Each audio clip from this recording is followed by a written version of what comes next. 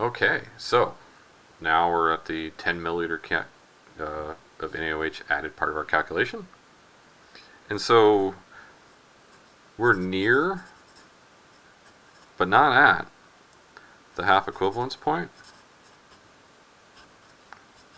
That means it's the HH equation because we're in the buffer region.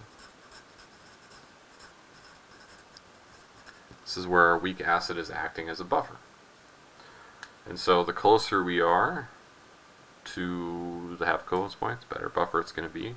At a certain point, we get too close to the equivalence point, but I mean, we're talking like usually a milliliter or less of volume before you really get that takeoff and that Henderson-Hasselbalch breaks down.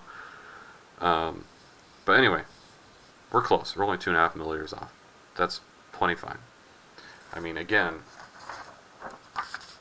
from 0 to 25 is 25 milliliters. So, you know, we're like, where are we? Like here. So we're a little bit before it. So that does mean we would expect a pH a little bit lower than the half equivalence point, where it's pKa, because we're, you know, we are moving up a little bit. So let's look at our equation. Let's all get on the same page here.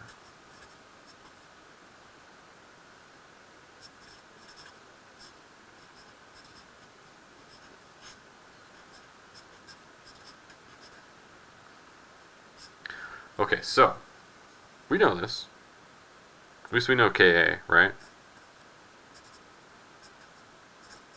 I'll put in quotes like, yeah, we know it. Like, we'll do negative log of K when we need it. Okay.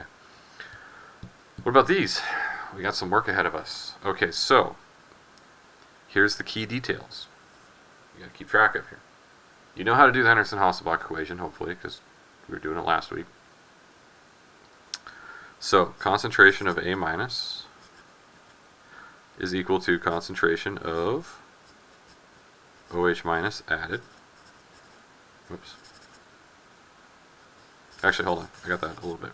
Moles of A minus. There we go. Equals moles. That's obviously why I couldn't spell the word added, because I caught myself in a mistake. I mean a teachable moment. Alright, so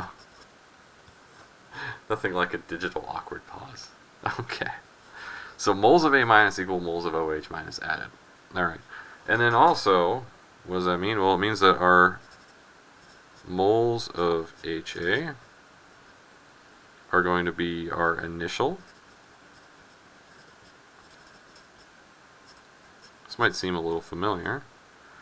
Minus moles of OH minus added. So we got some calculations to do. I always like to do this one first because it feeds into the next one. So, and here's the beauty. We can just use moles because they're both divided by, this is moles divided by volume, this is moles divided by volume. They're the same volume, so we can actually just use moles.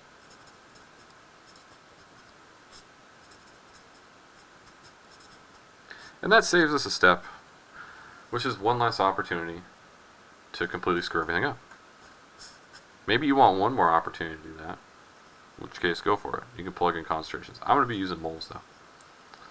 So I need my moles of A minus. Okay, well, let's see. What am I working with? I'm working with, I've added 10 milliliters of NaOH.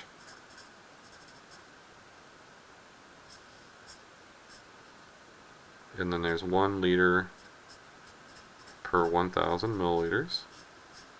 And then it was 0.1 molar. Right? Let's see. Was it? Yep, 0.1 molar. Okay.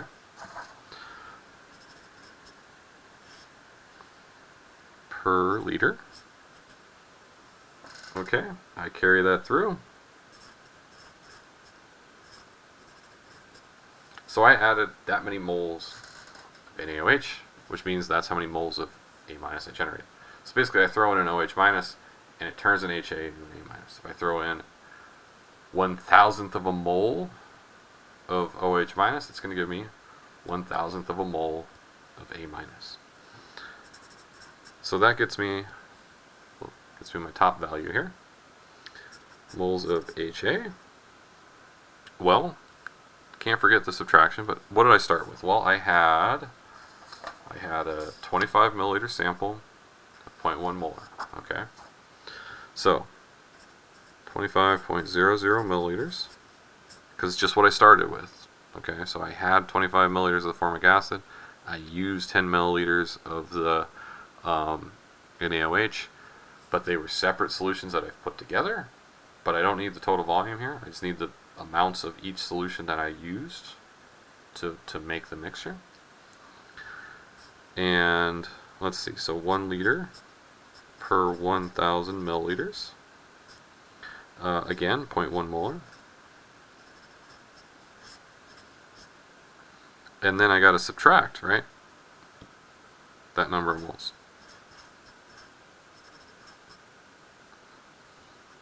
And so this ends up being 0.0025, so this ends up being 0.0025 minus 0.01, so 1.5 moles.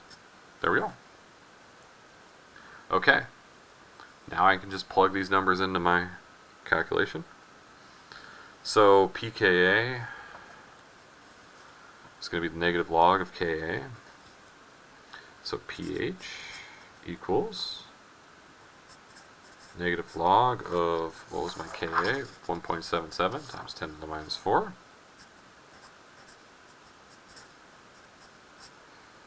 And then I'm going to add to that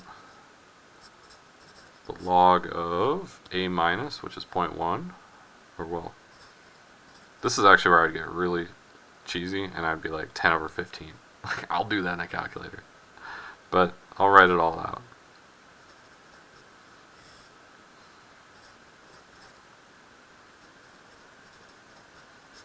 But it is just 10 over 15. Like, if we want to talk about ways you can avoid a mistake on a calculator, if you recognize you can do that, every time you're pressing a key, it's an opportunity to press the wrong key. Just saying. Alright, but if you're not comfortable, that's fine. Put all the numbers in. It'll still work. What am I looking at here? Oh, I don't need that anymore. We just calculate it up, and we get 3.58. And by the way, what was this? This was 3.75. We'll need that in a second. So we're a little bit under pKa. Does that make sense? Yeah, we're going to be a little bit lower because here pH equals pKa. So, and I only need this much space for number 3. My weak acid titration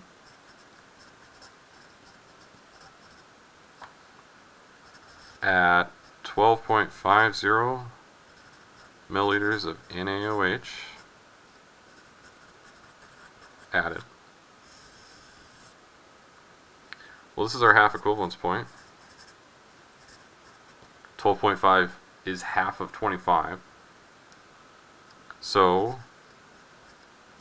pH equals pKa. We've already done the legwork on that. It's 3.75.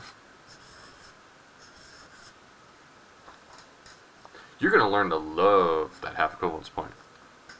By the way, I will take a second to point something out here. If you were titrating an unknown acid,